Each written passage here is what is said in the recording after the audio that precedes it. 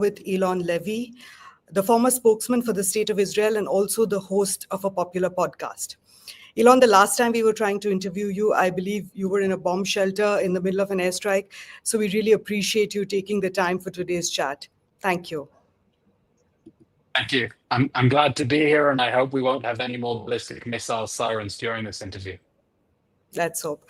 First off, what is Israel's ultimate objective in this active war with Iran?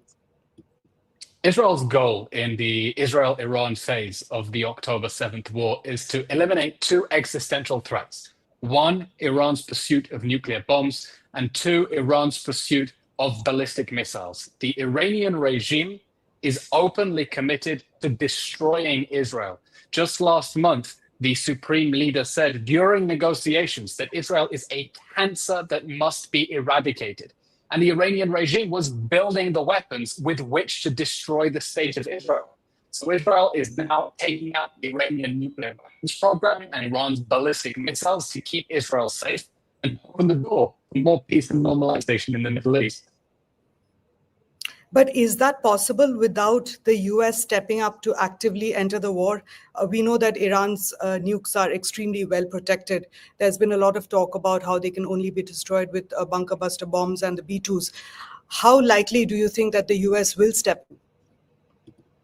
Well, for what it's worth, President Trump is saying he'll accept nothing less than unconditional surrender of Iran.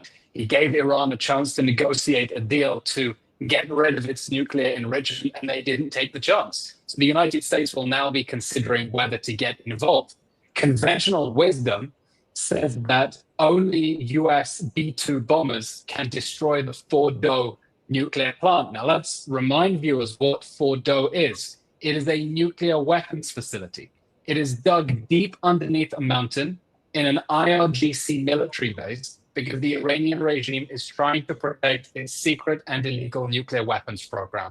Now, Israel is saying it has a plan to do it by itself. It's not banking on the US getting involved, but there's no doubt if the United States chooses to deliver the death blow to the Iranian nuclear program, it can bring this conflict to a long and overdue end. Are you saying the assault will stop if there is proof that Iran's nuclear facilities are destroyed? And what kind of proof would Israel find satisfactory? Israel is going after the total destruction of Iran's enrichment capability because Iran has been doing that in order to build nuclear weapons. So far, it's already managed to set the nuclear program back several months, maybe as much as a year. It took out critical facilities at Isfahan. It destroyed the above-ground section of Natanz. Just today, it destroyed the Arak heavy water reactor. And Israel is going to want to make sure that the Iranian regime cannot rebuild its capacity to build nuclear weapons because the regime that promises to destroy Israel cannot be allowed to develop the weapons with which to destroy it. No, I'm asking about the specific proof that Israel would find satisfactory in order to stop its assault. For example, would that be an IAEA inspection and report? What kind of proof would it take? I'm sure that from satellite images, Israel will be able to see that it has inflicted sufficient damage on the Iranian nuclear weapon facilities, which it has, of course, studied in great detail. Okay. The ramifications of US actively stepping up to take a role in the war, which would involve if it came to the stage of a bunker buster bomb and a B-2 flying into Iranian airspace. The ramifications of that would essentially boil down to Israel perhaps dragging the world into the Third World War. No, I think that prospect is preposterous. The Iranian regime is alone. Even its own allies, Hezbollah, are not able to get into the war. No one is coming to save the Iranian regime. And that's because the world understands that Iran is a destabilizing actor, that Iran has sown chaos and death and destruction across the Middle East in pursuit of its goal of destroying the state of Israel. And I think the German Chancellor Friedrich Merz said what everyone was thinking, but no one had the guts to say out loud, which is that Israel is doing the world's dirty work for it. The Iranian regime is a dangerous, totalitarian, theocratic force that chants death to Israel, death to America, that beats women up in the street for not covering up their hair. This regime cannot be allowed to develop nuclear weapons, and Israel is doing the world an immense service at great risk to itself by confronting the Iranian regime. And here we see no one is coming to protect the despised Iranian regime, not even the proxy armies they built in the Middle East to try to protect their illegal nuclear program.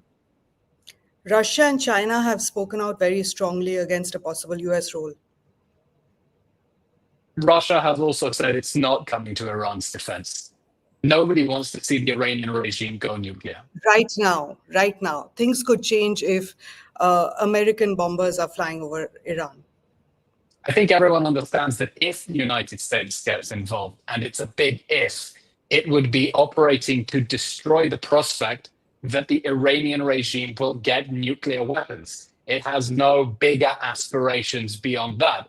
A nuclear Iran would be a threat not only to the region, but also to global security and stability. And so I don't expect that any US involvement would be met with any serious opposition. Everyone understands a nuclear Iran is a danger the world cannot afford. So regime change in Iran is not part of Israel's agenda? Regime change is not the goal of Israel's war, but it would definitely be a positive effect. The only way that we can have peace in the Middle East is with a free and democratic Iran. And that's because the root of the conflict between Israel and Iran is that the Iranian regime wants to destroy Israel, is building the weapons to do it, and is determined to impoverish its own people and destabilize the whole region in order to wage war against Israel. So Israel here is trying to eliminate the existential threat of a nuclear Iran and an Iran with 20,000 ballistic missiles. But ultimately, the only way to peace in the region is if the Iranian people take their country back from the tyrants who have oppressed them for 46 years and extend a hand in peace so the Middle East can begin to move on from the horrors of this horrible regime. So you're saying a free and democratic Iran that is achieved through a free and democratic process? Absolutely. Israel would like nothing more than for the Iranian people to constitute a democracy. You know, there used to be flights between Tel Aviv and Tehran before the Islamic regime came to power. And the crown prince of Iran, the son of the former Shah, Reza Pahlavi, a very brave, very strong man, has called on the Iranian people to rise up, take their country back, form a democracy. He says he's willing to help lead a transition process.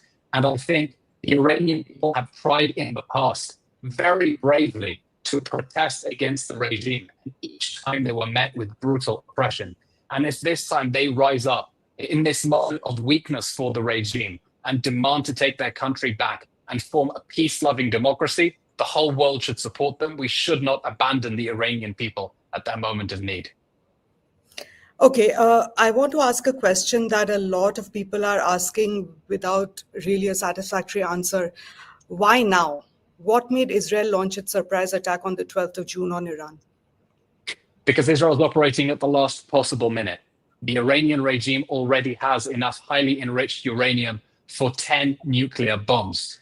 And Israel identified it was beginning to weaponize that bomb. And we can't afford to wake up one day and find out that the Iranian regime has secretly assembled a nuclear bomb. So Israel saw that Iran was closer than it has ever been to a nuclear bomb, weaker than it has ever been, and it was now or never. That's why Israel has taken this dramatic action to save the region from the prospect of the Islamic Republic of Iran with weapons of mass destruction. Because if we waited any longer, it would just be too late. But, you know, all of this is from Israel's point of view. Is it not illegal by international law to carry out an unprovoked attack that actually occurred during negotiations for talks relating to Iran's nukes? No, I'll tell you what's against international law. The Iranian regime is committed to destroying Israel in violation of international law. It has armed proxy armies around the region in violation of international law, and it has been pursuing a nuclear weapon in violation of international law.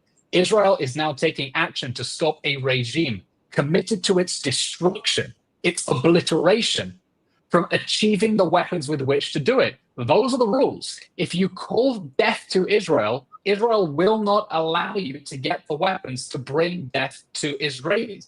So Israel is taking action now to hold the regime to account. And let's remind viewers, this war did not start on Friday. The Iranian regime has been waging a war of aggression, a regional war of aggression against Israel since October 7th, 2023.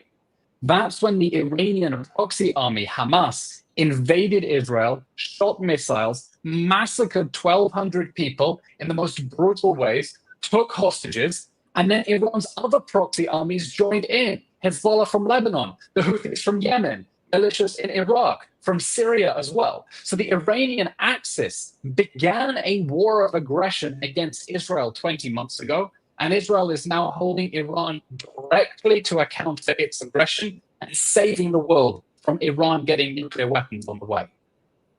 20 months. That's a long time to have been in an active conflict. Recent press reports have said, in fact, Eylon, that Israel is running low on missile interceptors. Does Israel currently have the capacity to fight out a longer drawn war? Israel's air defenses are not hermetic. You cannot shoot down 100% of missiles because they're so expensive to shoot down. By the way, this is one of the reasons that Israel decided to launch the war against the Iran phase of the campaign now. Because the Iranian regime was not only building nuclear weapons, it was trying to build an arsenal of 20,000 ballistic missiles. Israel is only 20,000 square kilometers large. That's one ballistic missile for every square kilometer. That alone would be an existential threat to Israel if the Iranian regime tried to fire those missiles at Israeli population centers. So Israel is prioritizing now degrading the Iranian regime's ability to continue waging its war of aggression. Israel has already destroyed half of Iran's ballistic missile launchers so that they cannot continue to shoot rockets at Israel. Just like this morning, they scored a direct hit on a hospital. 150 people were injured this morning, 6 seriously, because the Iranian regime fired a ballistic missile directly at a hospital and other civilian areas. So Israel is trying to stop the Iranian regime from being able to retaliate in order to protect its secret illegal nuclear weapons program, and then it's going after the rest of the nuclear weapons program. What would be the strategy if the war with Iran does drag on? Would you seek help from other countries? At the moment, Israel is working to deliver a knockout blow to the Iranian regime so that it cannot continue fighting this war. Let's remember, this is not the war that the Iranian regime expected. The Iranian regime surrounded Israel with a network of terrorist proxy armies like Hamas and Hezbollah, hoping that they would protect its nuclear program. But Israel has degraded Hamas, defeated Hezbollah, and the Iranian regime is now left without protection for its nuclear weapons program. And as I said, in just the last week, Israel has destroyed half of Iran's ballistic missile launchers, killed the head of the Iranian army and then his successor, delivered a knockout blow to the Iranian military leadership so that the Iranian regime cannot respond with any major force. And we're seeing already from the first night when they shot 200 missiles at Israel in one night, they're now launching much smaller barrages because Israel has already weakened Iran's ability to keep waging war. Is Israel hoping that if it snuffs out the Iranian regime for once and for all with the knockout blow that you're speaking of, is Israel also hoping that that would be a death blow to Hamas? Because that is a war that Israel has been fighting for months, like you said, and there's no sign of that war ending with a victory in Israel's favor so far. Israel is hoping that the Iranian people are going to deliver a knockout blow to the Iranian regime. It's for the Iranian people to take their country back and form a democracy and take back control of their lives from the regime that has oppressed them. But absolutely, the Iranian regime was the #1 state sponsor of terrorism in the Middle East and the biggest supporter of Hamas and Hezbollah and the Houthis. And if Israel is able to defeat the Iranian regime militarily, it hopes that will also weaken the axis of terror, the network of proxy armies in the Middle East. And with Iran knocked out of the picture, that will allow us, hopefully, to bring to an end the war that the Iranian Axis launched nearly 20 months ago, and crucially, to get back those poor hostages who are still trapped in Gaza, chained and shackled and starving and tortured in the dungeons underneath Gaza. So in the last 20 months, Israel has been in active conflict with at least 5 other countries. But there's also been a rise in the number of countries who've condemned Israel's military actions. A pretty stark rise. What's your view on that? Since October 7th, Israel has been under attack on 7 fronts: Gaza, Lebanon, Yemen, Syria, the West Bank, Iraq, and Iran itself. Israel has been fighting for its life in a regional war waged against it by a totalitarian regime pursuing nuclear weapons and its proxy armies. And Israel is determined to eliminate the threats to its existence so that we do not have to live under the specter of terrorist armies threatening to destroy our country. And I think that every country should consider very carefully what side it is on. Are they on the side of the democratic state of Israel that is fighting to protect its civilians and keep them safe? Or are they on the side of a regime that chants death to Israel, death to America, and has impoverished its own people and enslaved and destabilized the whole Middle East to pursue its goal of war against the democratic state? Okay, last question. What is the most important thing that you're hoping for now that could swing the war in your country's favor? That's a very good question. Israel is moving extremely quickly to degrade the Iranian regime's existential threats, the nuclear weapons program and the ballistic missile program. And I hope that when it does so, the Iranian people really will take the opportunity to throw off the regime that has oppressed them. It would be a terrible tragedy if anyone throws a lifeline to the Iranian regime and this war ends with the Iranian regime able to rebuild its proxy armies and weapons of mass destruction and to doom the Middle East to a further cycle of violence. I hope the Iranian people will form a peaceful democratic country and we can have peace in the whole Middle East. All right. Eylon Levy, thank you very much for speaking to us today. My pleasure. Thank you, Anita.